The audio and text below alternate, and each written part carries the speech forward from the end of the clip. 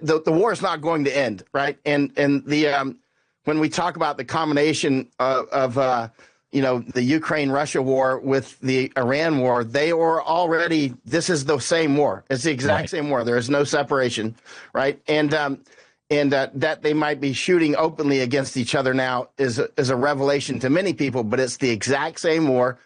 This war is not going to stop.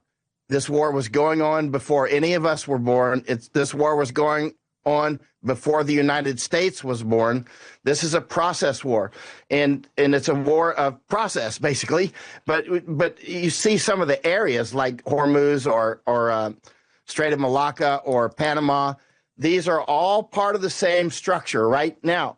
Some of the places like Panama, like Hormuz, like Malacca, these are standing wars, a standing war being like a standing wave, right? A standing wave that just is there, right?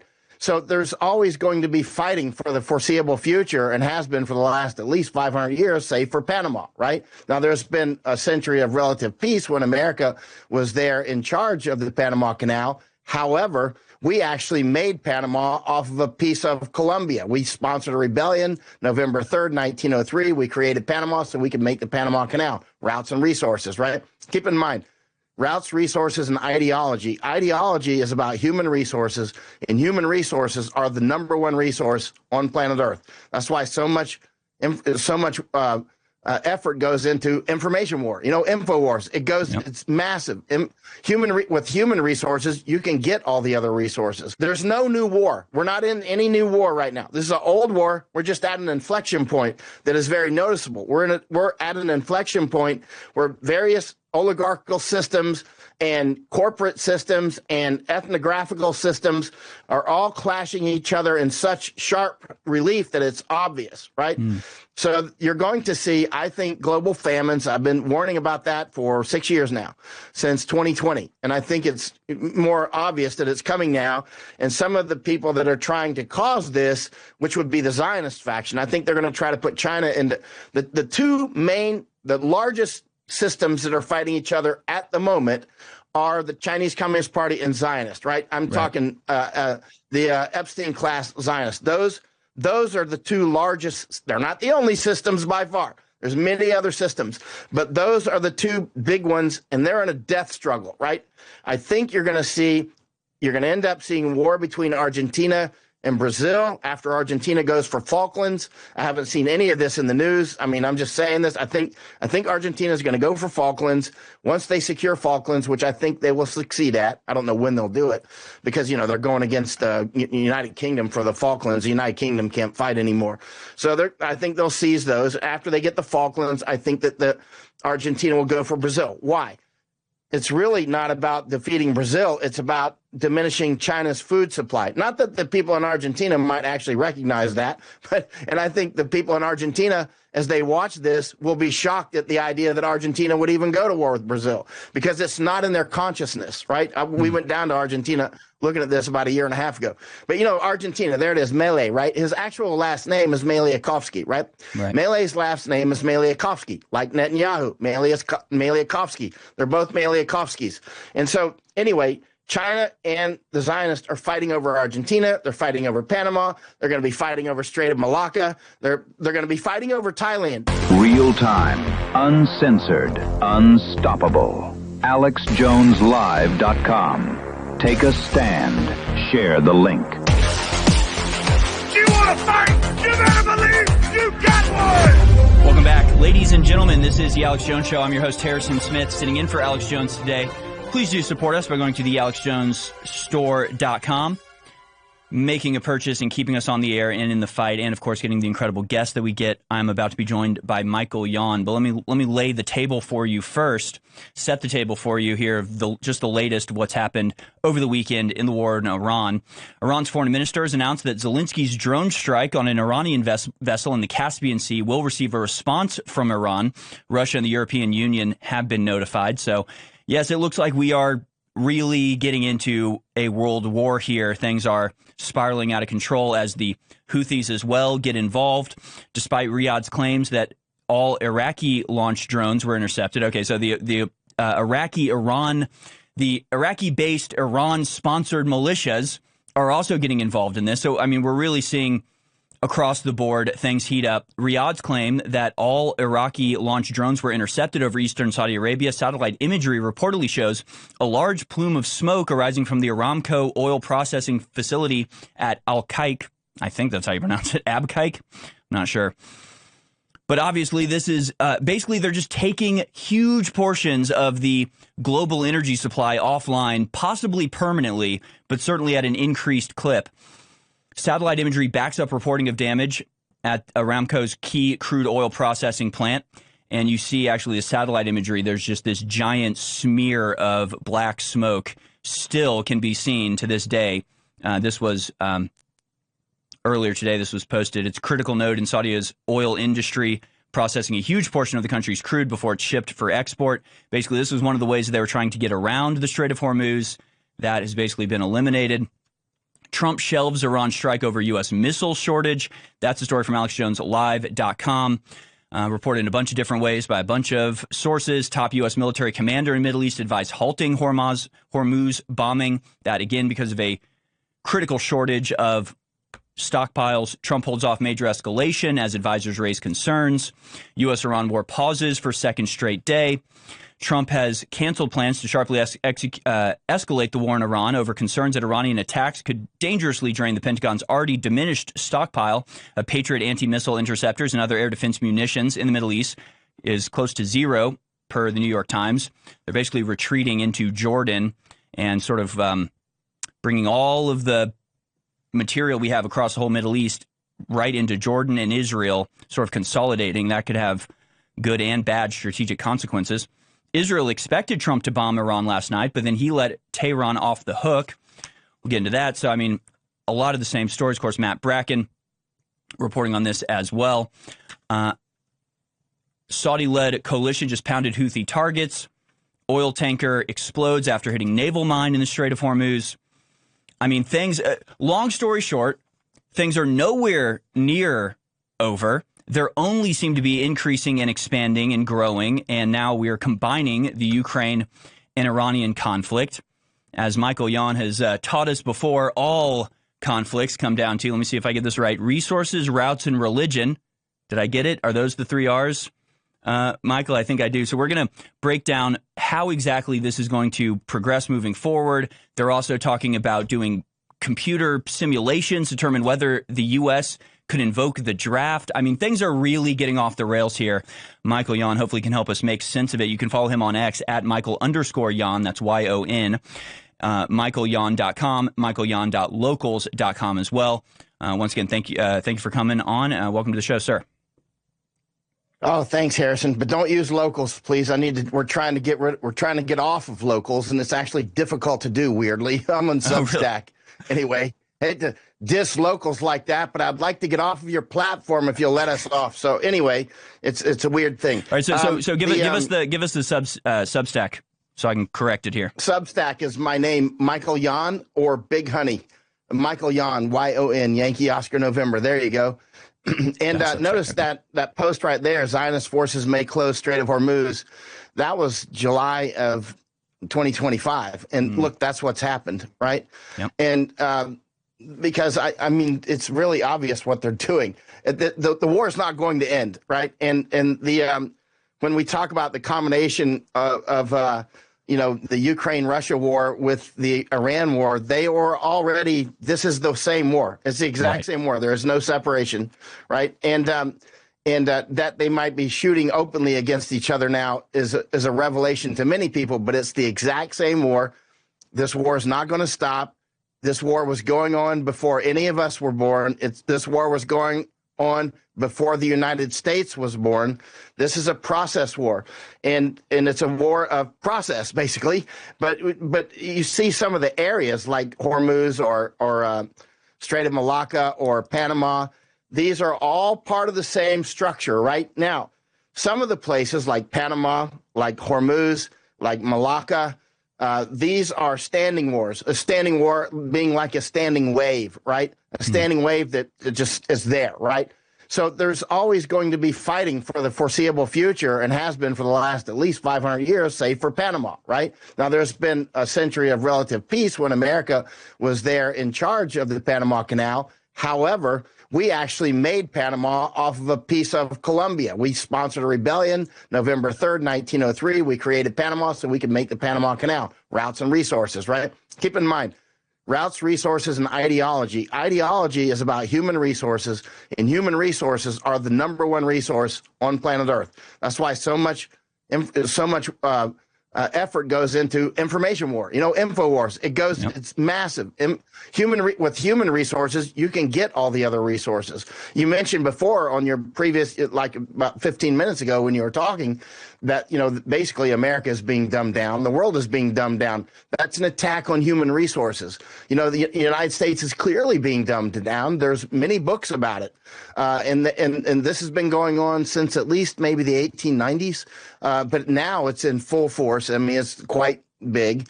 And that's why, anyway, not to go into this, but at the end of the day, human resources are the number one resource. The war that we're looking at now, or let's say the latest iteration of it, let's say inflection point, is so big that it's hard to miss, but it's been going on. The death jabs are part of the same thing that we see in Strait of Hormuz. It's the same exact war. These are just different weapons being employed and deployed in different ways, right? Yep. So anyway, Harrison, I'll go on for hours, and thanks for having me on. It's like 3 a.m. here, and I'm ready to roll. Oh, well, we appreciate you making the time for us. And, of course, I had to request you on with all of these developments.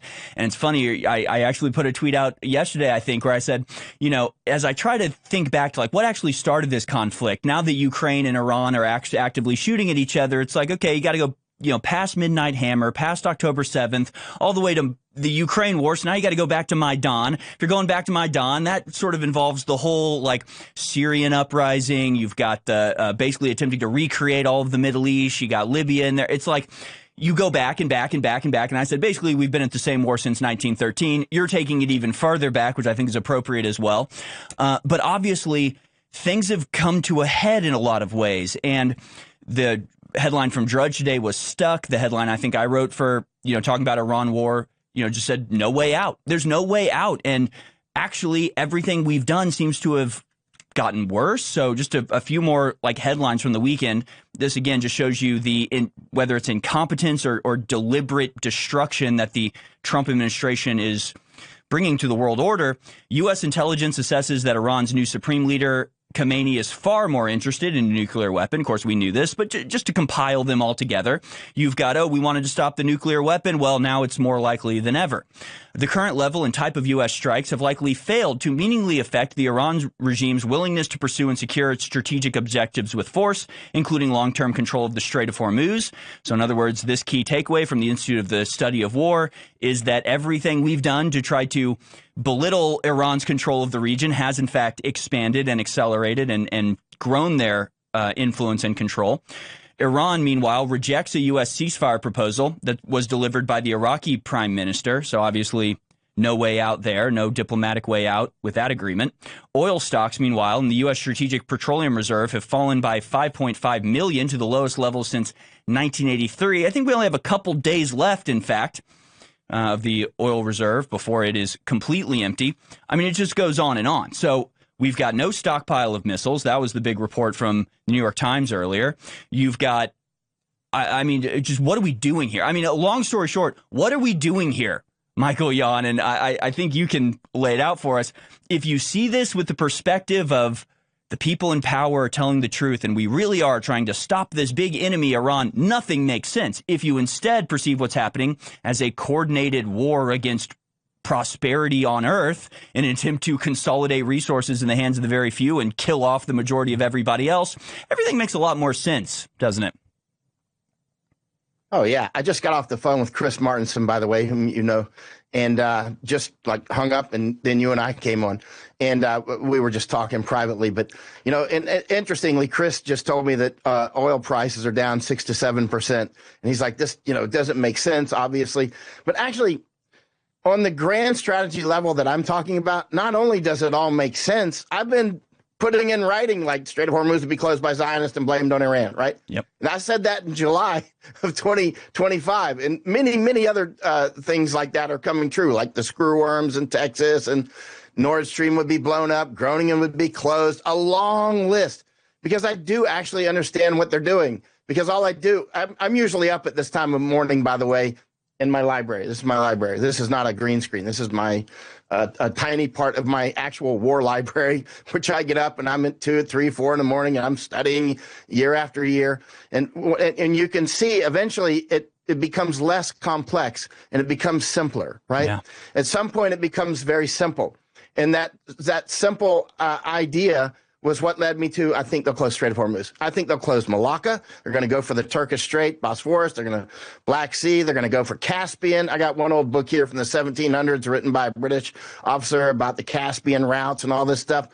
Nothing has changed. You know, where's Kipling when you need him? You know, He came out with the book Kim in 1901. I sent something to on a group chat with Tucker and Mike Flynn this morning and Ann Vandersteel. It's a small chat about, how, in 1901, there you go. That's a Matt Bracken map, right? Yep. If not, it looks like a Matt Bracken map. I call them Bracken maps. They're awesome. They are. But what Kipling said in 1901 in Kim, which I've got the original version right here downstairs, but he says, the war is so large that one sees but a small piece at a time. That's almost verbatim, right? And that's true of this. This is a huge war. When I was just flying back from Texas to Japan, I'm in Japan now. I just flew back. That's why I have bags under my eyes. And I finished a book on the flight that was actually recommended by Matt Bracken again. It was 9 Years with the Indians is the name of the book. And it's about, a guy named Herman Lehman that was kidnapped in Texas. And a lot of this, it's a true story. Apparently, the guy was 11 years old. He gets kidnapped by the Apaches, and he lives with the Apaches for a while. And then he lives with the Comanches later. But you can see how the Apaches and Comanches are fighting against white men coming in. They're great fighters. They're very intense people.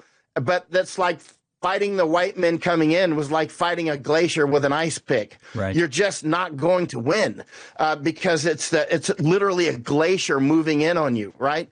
And that the whole United States, our country, is a product of this process war. I mean, I'm deeply American, but now as I studied after many years and traveled the world quite a lot, looking at these things and running off to wars and that, eventually I realized my country is actually a product of a process war. I mean, my family came over in 1609 with the Virginia Company of London, right? And they got shipwrecked on Bermuda for 10 months. On the Sea Venture ship. There's a book about it called The Sea Venture, right? A lot of books about it. But in any case, I've got some of the original records from the Virginia Company of London, right? Yeah. So these companies, many of these companies were the ones that were making these colonies, right? Not just here, but not just in the United States, but also across Africa and South America. It's just normal. It's a normal process. Now and it's going to continue. That's why this war there's no new war. We're not in any new war right now. This is an old war. We're just at an inflection point that is very noticeable. We're at an inflection point where various oligarchical systems and corporate systems and ethnographical systems are all clashing each other in such sharp relief that it's obvious, right? So you're going to see, I think, global famines. I've been warning about that for 6 years now, since 2020. And I think it's more obvious that it's coming now. And some of the people that are trying to cause this, which would be the Zionist faction, I think they're going to try to put China into the largest systems that are fighting each other at the moment are the Chinese Communist Party and Zionist, right? I'm talking the Epstein class Zionists. Those are the two largest. They're not the only systems by far. There's many other systems, but those are the two big ones, and they're in a death struggle, right? I think you're going to end up seeing war between Argentina and Brazil after Argentina goes for Falklands. I haven't seen any of this in the news. I mean, I'm just saying this. I think Argentina is going to go for Falklands once they secure Falklands, which I think they will succeed at. I don't know when they'll do it because, they're going against the United Kingdom for the Falklands. The United Kingdom can't fight anymore. So I think they'll seize those. After they get the Falklands, I think that Argentina will go for Brazil. Why? it's really not about defeating Brazil. It's about diminishing China's food supply. Not that the people in Argentina might actually recognize that, and I think the people in Argentina, as they watch this, will be shocked at the idea that Argentina would even go to war with Brazil, because it's not in their consciousness, right? We went down to Argentina looking at this about a year and a half ago. But, Argentina, there it is, Milei, right? His actual last name is Miliakovsky, right? Milei's last name is Miliakovsky, like Netanyahu, Miliakovsky. They're both Miliakovskys. And so, anyway, China and the Zionists are fighting over Argentina. They're fighting over Panama. They're going to be fighting over Strait of Malacca. They're going to be fighting over Thailand. Now, my Thai friends, now keep in mind, I used to have an office in Thailand. I wrote the last 2 pages of one of the prime minister's books in Thailand. I'm pretty dialed into Thailand. In fact, I went with Al Johnson, a research partner of mine. We went to the Kra Isthmus in 2014, specifically looking at that as a place where they may build a canal. If you got a map, if you could pull it up where the Kra Isthmus is. But the Kra Isthmus would be a bypass from the Strait of Malacca, right? Right. I think you're going to see the Strait of Malacca get blocked. That will put China into more of a hurt, block a few other places, take control of Panama. The Zionists are working hard, using the United States, of course, to take Panama, and where I spend so much time. And they don't want China to have it, obviously. Start a war with Brazil. There's many ways to cut off China's food, right? China can't produce enough food.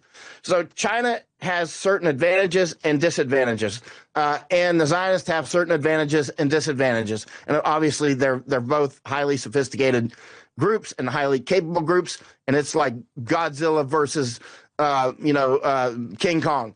And so now there's that. Then we've got the Russian systems. We got the Indian systems. Now keep in mind, there's different sort of life forms here. You've got ethnographical sort of formations like the Indians. The Indians are going into China and into Canada, well, which is like China now, some parts of it. Right. And you got the Chinese going through, or the Indians coming into Texas and all over the place. By the way, I spent about a year in India. I spent more than 20 years in Asia, where I'm at now. But the Indians are sort of using like demographic overwhelming, right? They're just I thought I felt the small earthquake. That's why I paused. Actually. Oh shoot.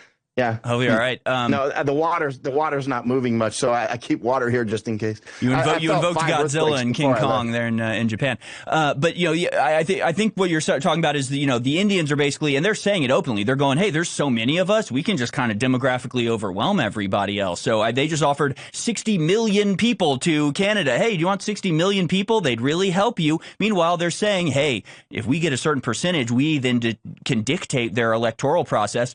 There's an Indian group of Indian immigrants in New Zealand who openly said this. They said, hey, we're 20% of your population. You do what we want, or, because we'll vote as a bloc one way or the other.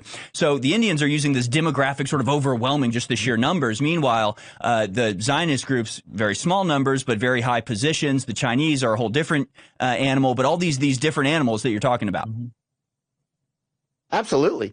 And they're all going to behave. And there are different vines that are creating, they're all competing for sunlight, right? Mm-hmm. And they're crawling all over each other. The Indians and the Chinese aren't going to get together, of course. And keep in mind, Indians are not really a block. You got like the Gujaratis and different groups, there's so many different groups. And so it's not like Indians are one thing any more than Native Americans were, all Cherokee or all Apache or all Comanche or Arapaho or whatever, right?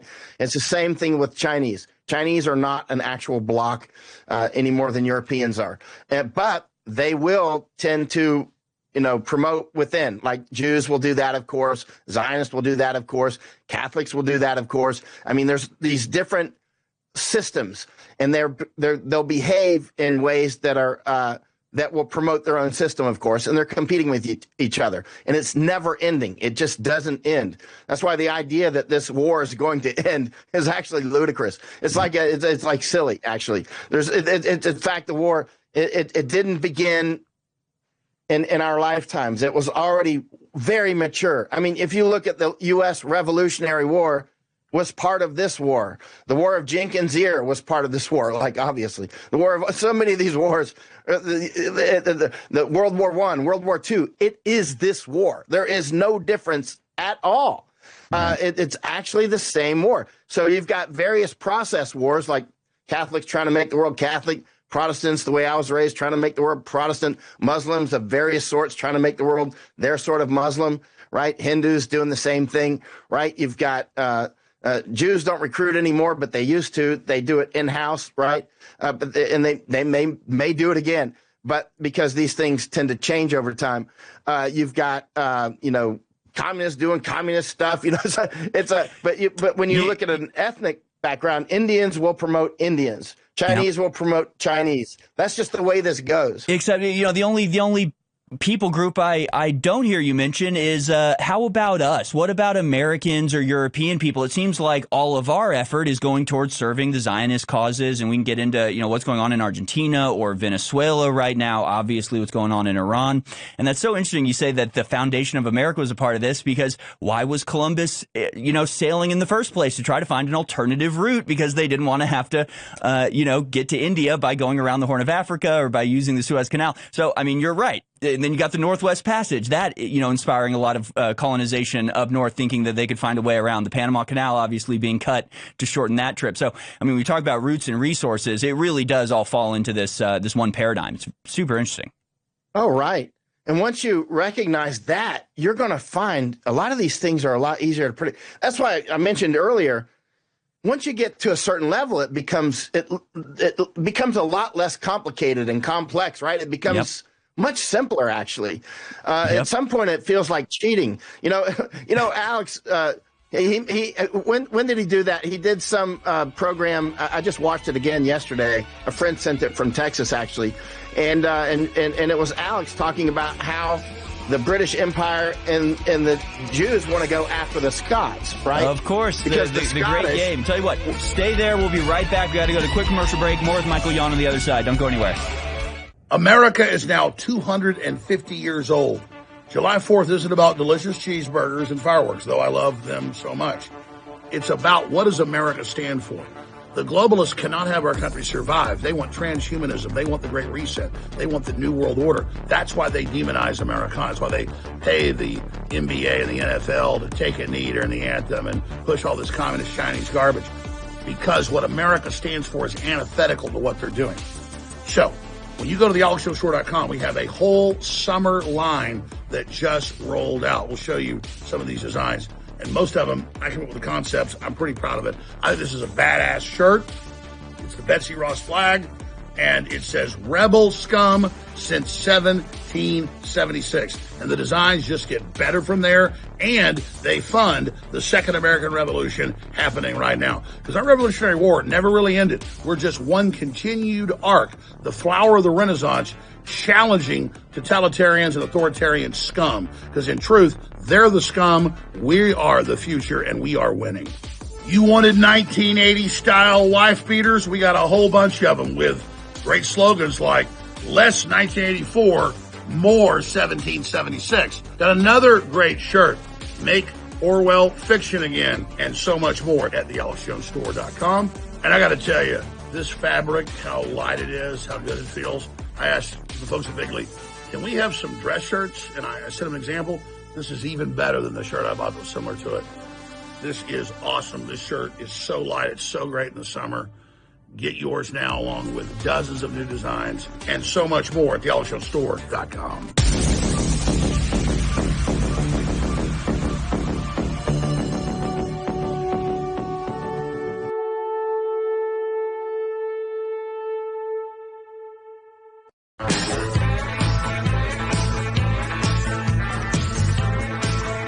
Welcome back, ladies and gentlemen.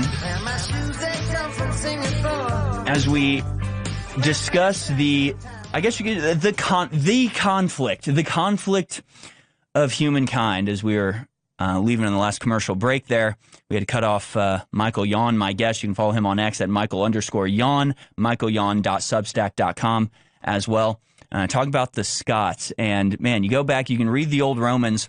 They had problems with the inherent freedom of the Germanic people, so they sort of wiped them out. They took out the Gauls, and that worked for a little while, but they kept having problems with uprisings. Why? Because just off the northwest coast of France was this little island called Britain. It was this engine of Druidic subversion, and these druids would go into the Gallic communities and create uprisings. So even though they didn't even want to, they'd already conquered all of the Gallic lands. They had to cross the channel and go into England to try to stop the source of this ever-churning engine of rebellion. They eventually got up to Scotland. They never made it into Scotland. You had Hadrian's Wogs. Eventually, they just thought, let's just wall this place off. We'll deal with it with future generations. They never got around to it. But there's something about the character of the Scots, the character of the English, even the character of the Germanic people.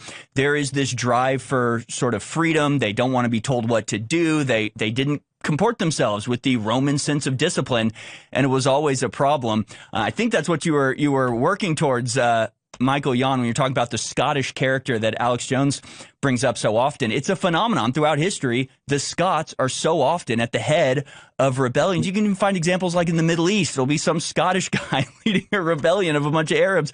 It's just a part of their character. And, you might say, well, that's racist. Everybody's exactly the same. Well, the people in charge of our world don't think so. And they think that the European people, and especially the Scottish English people, are a very inconvenient group of people, a very large barrier to their total control. And that has a lot to do, I think, with the way things are unfolding, whether you're talking about immigration or the warfare going on.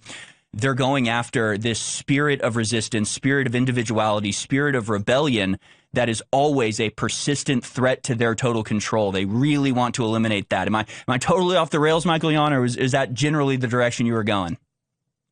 That's exactly the direction I was going. And my culture is Scots-Irish. I mean, I feel that, it's just my culture, right? I mean, it's the way. Same here. We are. I don't want to be told what to do. Right. And you're going to get actually. The interesting thing is with Scots Irish types is they will do stuff as a team and a unit, no problem whatsoever. But they don't want to be told that you must. Exactly. They want to be persuaded that we should, right? They'll leave Tennessee, they'll go to Texas, they'll die in the Alamo, but nobody's going to tell them to do that. They're doing it on their own volition, damn it. That's right, exactly. When I was in Special Forces, I trained for 3 years to parachute into Poland to fight Russians. And back then, I thought it was important. I would do it. Right now, I'd say you're a fool if you want me to put that parachute on, right? So, knowing what I know now, there's no chance I would do it. But back then, I was like, let's go, right? Yeah. And but it was clearly a kamikaze mission, actually. But like the kamikazes, the Japanese were similar insofar as they wanted to be left alone within their own ecosystem. But, I was just looking at your Twitter account when I was when you were on the break, or we were on the break, and it talks about the fragile the fragile peace phase or whatever, if I can read it here. But actually, there's no fragile peace talks. You know what I mean? This is total war. This is just more like, this is what peace talks are. Loading. You know what I mean? Right. That's what they are, right? That's all this is. This is total war. And as the Japanese, or as the Chinese would call it, or as Mao would call it, it's tan tan ta ta, right? It's fight, fight, talk, talk, right? This is there is not going to be a peace treaty or something like that. There is no memorandum of understanding. That's popcorn for the pigeons. This is total war, right? This is and population reduction is underway. You can see it's taking it's been a long process to reduce the food supplies, to knock out, fertilizer supplies, release things like screwworms, and on and on and on. Blow up Nord Stream, close Groningen, so many different things. It took centuries to build this stuff up, and it's taking a while to knock out water infrastructure, to climate, obviously, weather manipulation, as Dane Wigington would point out often, is quite real. I mean, there's people that say weather manipulation is conspiracy theory, but they're not even on planet Earth if they think that's conspiracy theory. I mean, exactly what they can do and what their capabilities are, I don't know. And I say it's many different groups that have worked on this for, I just finished this book again, 9 years with the Indians that Matt Bracken recommended. But the Indians were doing, rain dances and stuff. Everybody's been trying to manipulate the weather forever, right. And now our rain dances now work. through different mechanisms, and so there's many components of this war. As you know, the biggest resource of all is human resources. The name of your program is InfoWars. Well, now it used to be InfoWars. It's Alex Jones now, right? What'd you rename the program to? Yeah, Alex Jones Live, the Alex Jones Network. But absolutely, it's an information war. It's about ideology. It's about, they wouldn't be able to get away with any of this stuff if people were aware of what their ultimate plans are, or aware of, they have to keep you, with these breadcrumbs, piece by piece go, oh, well, this is just about Iran nuclear weapons. So, that's really important. So they get your permission for that step, then they get your permission for the next step. But really, if you were to zoom out, if everybody were to realize what the actual intentions of this are, we would resist it, we would stop it. It wouldn't even be that difficult, but it's the information or the lack thereof that allows them to get away with all this stuff, which is another thing I tweeted out earlier this week, actually in response to our previous guest, Mark Mitchell, because he was talking about the $730 million that Israel has poured into, the American media landscape to try to boost their, favorability. But it's like they aren't trying to convince anybody. They just need this information out there to provide sort of the chum in the water, because they're doing whatever the hell they want anyway. They don't need your permission. They don't care if you want to go to war with Iran. They're going to war with Iran, and they're going to be in a war with Iran until they get what they want. Public opinion be damned, or rather public opinion be controlled and managed and fabricated. So, it's like once you understand and zoom out, you're right. I mean, it gets very simple all of a sudden. It's not all these, it's not this like, oh, well, we tried to do this, the the diplomacy didn't work, and then this guy betrayed us. And no. Zoom out. These people want the war because they want the straight shutdown, because they want the collapse, because they want control. It's actually fairly simple when you follow it to the end of the line. If you keep that concealed, then you keep everybody in a, naivety and ignorance that allows you freedom of action. It's simple, and it is an information war at the end of the day. It is. And, again, human resources are the number one resource. And the control of humans has been a long, long game. Yeah. For instance, that book, 9 Years with the Indians, that Matt Bracken, again, recommended, that war talks about people, young children being kidnapped by the Apaches, and they were tortured for a while, and then they become part of the Apache tribe, right? I mean, like hardcore part of the tribe, and then fighting against white people, their own people, right? So, I mean, this is normal. Imagine how many children have been brought over the U.S. border by these same oligarchical systems. Where are these children now? Some, no doubt, are being made into assassins. This is an old game. There's nothing new about this. I mean, white people, again, like the missionaries, were then taking Indian children and brainwashing them into our way of doing things, right? Mm-hmm. So when we say it, when we're doing it, we don't call it brainwashing, of course, but when they do it, it's brainwashing. But right. The main thing is you're trying to imprint your way, your container, let's say, to fill the shape of the container that you're in, right? Mm-hmm. That you want us to be in. You and I were raised that way, and so, but the human resources are the number one resource, and those are. People want to control those to control the world. And right now, that includes depopulation. You see these people that are being used to invade Europe and the United States and here in Japan. Those people are meant to kill us off, and then those people will be killed off, right? Yeah. They'll take their children and process them basically in the way that they want, imprint them with like a stamp of, and if you don't, it's interesting when the Apaches in this book, 9 Years with the Indians, when they kidnapped a couple of young children, they kept crying for 2 days. So the Apaches killed them. They killed those two children because they kept crying. They don't like people who cry, right? Yep. So they just, those puppies basically are not useful to our tribe. They don't, they're not strong enough, I'm guessing is what they thought. And this is almost certainly what's happening right now with a lot of the people that are being brought into Europe and the United States. They're just being fashioned into an army to kill us off. Well, you're exactly right. And that's what, I've talked about this before, sort of the endless cycle of immigration where, they're going to bring people in from the third world. They maybe have they might be very strongly Muslim. They might be very conservative in like a Western sense, but give it a generation or two. The propaganda, the temptation of a sinful lifestyle is all around them. Their children are going to be less connected. Their grandchildren less so, even less so. Then you've got like the poisoning. They're going to be constantly hit with the microplastics and the atrazine and so after a couple generations, you're going to see the end of the line, and they're going to bring in a new crop of immigrants, and they're always going to keep the birth rates of the third world high. So you have this dysfunctional third world being kept alive with the surplus of the first world, bringing that population in, washing them, processing them, as you put it, right? That's exactly right. Processing them into, good little suicidal liberals for the West. They die out. I mean, it could be an endless cycle, literally, to where nobody ever has any sense of like community and permanence, and this is our land and we're a collective. This constant churning mass of humanity is really the weapon of diversity being wielded against us. But, in terms of direct control of people, we have this story from yesterday. U.S. Army runs large-scale mobilization exercise to test wartime readiness.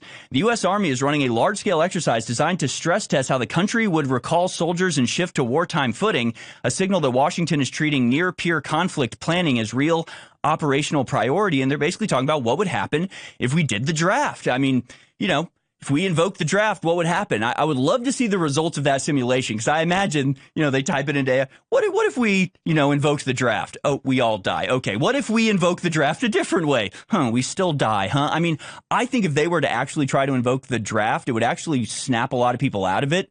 A lot of people right now, they can go about their day and not really care about geopolitics. If they suddenly get a letter in the mail saying, your son or daughter is being called up to go to war somewhere, they're going to go, whoa, whoa, whoa. Who are we at war with? Why are we at war? Why is my child going to go do this? I don't think so. I think that would wake a lot of people up. But this is troubling. Why are they writing articles about mobilizing the American people and doing the draft? Germany's been talking about it. Britain's been talking about it. They're running ads talking about you should sign up for the army to fight for the European way of life that they're simultaneously destroying through immigration. And it's not consistent, it's not logical, but it's very menacing and ominous, the fact that they are talking about invoking the draft as part of what has obviously become a full-fledged World War III at this point. Your thoughts, Michael Yon, on the potentiality for a draft here in America? Extremely high. I just spoke at the Red Pill conference with G. Edward Griffin because he invited me. And I spent a lot of, G. Edward Griffin is unbelievable. He's been on with y'all many times. And oh my gosh, I would like to spend like a month with him. Yep. I mean, and anyway, we talked about things like this, and I think the draft is almost a done deal, actually. I mean, because for multiple reasons, and I've been talking about this for a long time. I don't know, several years. That they'll end up being a draft. They'll use that to kill off a lot of people like us or our children. That sort of thing. But keep in mind, as a draft comes, who are they going to put in American uniforms? They'll put in like the Haitians and the Bangladeshis and that sort of thing. True. That can be used to kill us. They don't even speak our language, that sort of thing. True. This is normal. Keep in mind, historically, this is normal. Listen, I was in special forces, right? Why does special forces even exist? Special forces existed to go raise foreign armies, right? Yep. Like Jesuit style, right? I mean, that's what they did, and that's what they do, right? And so, this, I look at it through a lens that maybe some people don't, but I mean, this is normal business, is to go somewhere and raise. Look, when I was in Iraq and Afghanistan, what did the U.S. forces and coalition forces spend most of their time doing? Raising the Afghan National Army or the Iraqi army, right? The Iraqi police, the Afghan police. We were raising them up. This is normal. And so this is almost certainly what you're about to see in obvious relief in the United States. In other words, here's the draft, time to go to war. And people are like, well, I don't have to go to war because they're going to draft these illegal aliens. So okay, go ahead and go do it. And the next thing you know, your notice is in the mail. And here it is. If you don't show up for the draft, all your funding is cut. Your digital money that they'll end up having, you don't have any money. Your car doesn't work. Your electricity goes out. You can't go through the airport, or you'll be scarfed up and taken to a back room and thrown in a container and taken off to Fort Bragg or something, right? They'll kill you off. Look what's happening with the the Ukrainians. Yep. They're kidnapping those guys off the streets. They're going to end up doing this draft. I strongly think that they'll do this. Keep in mind, if you want to sound like Nostradamus of war prediction, just predict these things and you'll be right. The war will grow. The war will grow, and it will grow out of control like a wildfire. It'll last longer than people expect. And it ends up in places that most people didn't predict. But again, this is a process war. It's been going on for many centuries at least. This is our train stop when in it, and people are going to react to it the way that they react to it. If you make mistakes, you may die. This is big boy rules. If you screw up and take the jab, you're dead, right? This is no joke, right? It's it's the same with like landmines. You step, boom, you're dead, right? And it's the same right now. If you answer that draft, they're going to jab you up. You're going to be sent off to some war and you'll be killed, right? That's probably what'll happen. This is not about defending the United States. We all know that. People watching this show in particular realize this is not about defending the United States. The United States is just seen as a big plot of land that somebody wants, like the screwworms, again, in Texas now. The screwworms, that now they're telling people, ranchers in Texas, check all of your livestock, your cattle, your horses, everything else, every 48 hours. This is not about screwworms. This is about protein supply. This is about taking your land. This is about dividing the United States. All this cannabis and all this crap that people like Doper Joe, Rogan push and all this stuff, that's part of a larger war. This is a part of a major war. You know, you go to Thailand, it's the same thing. China and the Zionists are clearly working to divide Thailand up. Thailand is very important. That's why I used to have an office there. Let me ask you about that, because you mentioned that before, and I agree with you that the two major power blocks that we're dealing with are China and the Zionists.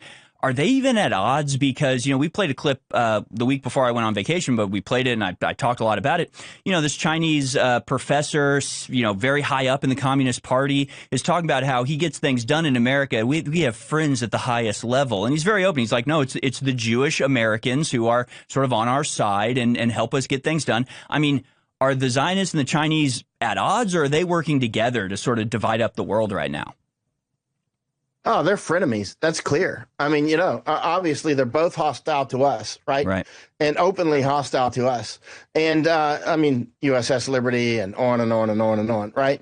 9/11, yada, yada, right? So they're both openly hostile, and both, they actually play by similar rules. Their firmwares are quite similar in a lot of regard. Right. And so, you know, but they're also frenemies. They will kill each other, right? So, but in the meantime, they're getting us out of the way as best they can. And a lot of Americans are going along with it for whatever reasons, weakness, cowardice. They just want to watch their stupid large screen. You know, I was just in the airport when I left Las Vegas, where I spoke at Red Pill, came down to Texas, and ended up in Alex's studio there, which I presume is where you're at now. I wish I'd been here. I'm sorry I missed you. Yeah, it was a great studio, by the way. But you know what?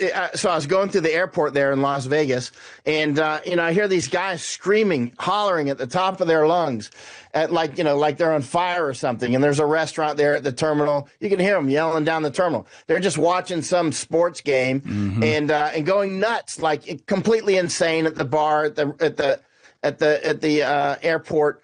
And I'm like, well, you know, what is this? A bunch of children? I mean, seriously, clowns, we're being invaded, guys. You know Seriously. What I'm saying? You're going your poly market or whatever that crap. You're betting on these stupid games, and we're being destroyed, right? We're being dumbed down, right? And I mean, it's a bunch of children that are, you know, I go back to the United States sometimes, and people are trying to talk to me about how much somebody got in a draft pick, or how much money he's making, and who the new coach is. I'm like, are you out of your mind? We're being destroyed. Turn that shit off, right? I mean, 100%. It's time to get deadly serious, or you and your family will die. And I mean dead. It's not like you're just going to make less money. They're going to take your house. They're going to be shitting in your swimming pool. That's what this is. You know, I spent most of my life in these countries, right? I'm in Japan now. It's highly civilized. But I spent most of my life overseas, right? And a lot of that's in countries where these people are coming from. They will kill you. They will kill you for fun, for sport, right?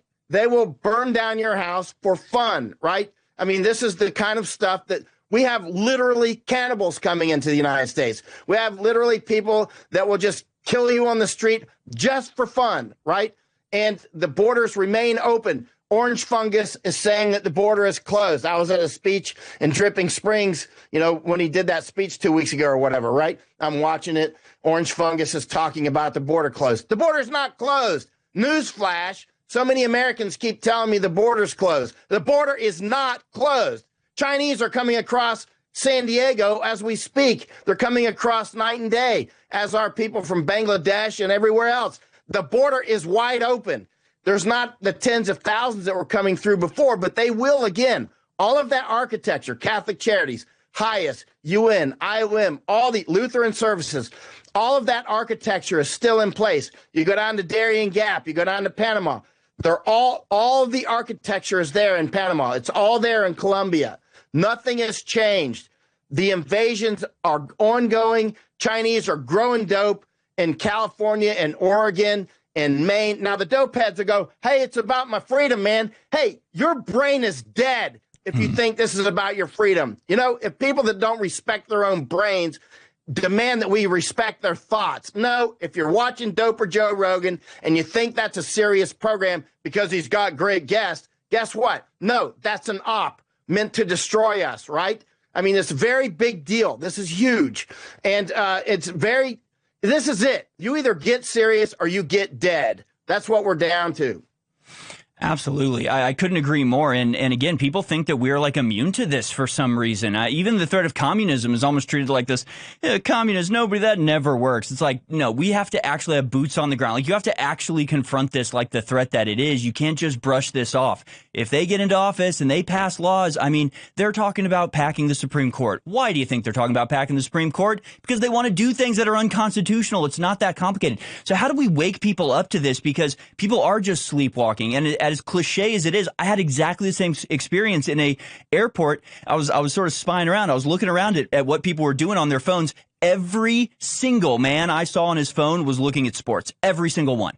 Every single person. Hockey, soccer, football. I was just like, not one person is reading the news. Not one person is looking at what's going on in the world around them. Every single one of them is looking at sports like, this is bad. This is really bad. They've got to wake up. How do we convince them of this? Because they have this belief that there's a universal morality that the whole world subscribes to. As you point out, look at India, look at China, look at literally everywhere except the West. They do not have the same moral compunctions that we do about killing innocent people or burning down churches. I mean, it's a different mindset. It is a dangerous infiltration of our culture, and people are blind to it. It's crazy. 1 minute left. Michael Yon, how do we wake people up in this information war in this final hour here? No, you're right. And on looking at the phones, Masako, my wife, told me she pays attention to what people are looking at. And here in Japan, a lot of them are playing games. They play video games on the trains and whatnot. But I think it's very important to, basically shoulder surf. What are they looking at? Yep. In America, often it's sports or other ridiculousness. And here in Japan, they're playing games and nonsense, right? Like, I got a haircut today. You see, it's nice and bald. Beautiful. And in the haircut place, there was, I don't know, probably 100 of those manga books. You know what I mean? There's not one serious book there. It's all this cartoon crap, right? Yep. And, and it's a multi-billion-dollar industry. There's all this distraction, basically fast food for your brain. And keep in mind, ants, acoustic neurotoxins, the so-called music, right? I call it ants, acoustic neurotoxin. Those things, when you mix those with actual intoxicants, you mix the music, so-called music, ants, with intoxicants. If you want to dumb people down, that's your WMD right there. You mix all this ridiculous music that I grew up loving this stuff, right? I grew up loving what turns out to be acoustic neurotoxins. Turns out to be an attack. It turns out to be yet another attack on humanity itself. Michael Yon, incredibly powerful. Follow him on X at Michael_YON. I'm going to tell you something right now that is one of the most, if not the most important things I've ever talked about on air. And I want you to really listen to me. And I want you to get a pen and paper out of your iPhone, out of your Droid, and type this into your notes. And I want you at lunch today or tonight or right now to just go to any search engine you want and type in 2 different names, 2 different words, okay? 2 different drugs that have won Nobel Prizes, you name it, that people don't want you to know about. And one of those is ivermectin that everybody knows about. The other one that most people still don't know about is benzidol. If you do the research, then it's important to understand that you need to get it from a pharmacy. You need to get it from a doctor. And we have a sponsor, and that's, of course, Bigley. and they went and they used the same service as, the big web RXs and great people we've used that have been sponsors in the past, but this is Bigley doing it. And the key is it's real, it's pharmaceutical, and it is a very low price. People are selling knockoffs of it online without a prescription, and a lot of it's fake or a lot of it's watered down and adulterated. Because I did a regimen a couple years ago of mebendazole. We'll put that on screen. That's how you spell it right there. MEBENDAZOLE, and it didn't have any effect. I bought it off of Amazon. And then I did more research, and they said most of that stuff's fake. So I went and I got it from a doctor, and it was incredible. And my own medical doctor who owns clinics all over the state of Texas had already been pushing it on me for years, and I just never done it. Ladies and gentlemen, you can get the two in a combo, the ivermectin and the mebendazole together, and they work synergistically together. It is certified and known, both of them, as incredible anti-parasite. Just search the term ivermectin and mebendazole and just put in study and do your own research and see what the system has been suppressing about this. And this is something, in my view, talk to your physician, and when you go to the website, it's online pharmacy, and they've got nurses, doctors, all of it, and then you get the prescription. It's very, very easy to do, and I would recommend to talk to your doctors. It's my own personal opinion. What I do for myself is twice a year, I take a regimen of ivermectin and mebendazole. And it is incredible. People ask why I look so young while I'm healthy. Well, it's a cocktail of things. It's the ivermectin, it's the mebendazole that I take about twice a year as a regimen. Some people, my medical doctor says, take a little bit of ivermectin every week, but I tend to forget to do that.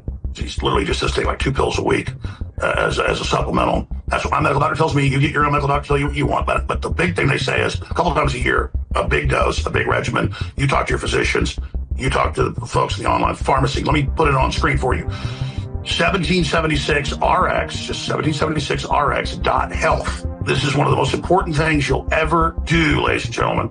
And despite the system trying to suppress this information, it's getting out everywhere. So do your own research. This is revolutionary. This is so important. 1776, just the numbers. 1776RX.health. Those are the coordinates, and it's a win-win to fund our operation and what we're doing. Take action now. The most important decision you'll ever make. 1776RX.health, and get your ivermectin, mebendazole right now, ladies and gentlemen. But whatever you do, go to the AlexShowStore.com. These are incredible products. All these things work. They don't have sexy names. Irish sea moss, Shilajit, bovine colostrum. Oh, research bovine colostrum and then find out we have the best. Oh, research Irish sea moss. We have the best. Research Shilajit. We have the best. We just bring you things the bad guys don't want you to know about at the AlexShowStore.com and, of course, at 1776RX.health. Take action now. Thank you so much for your support.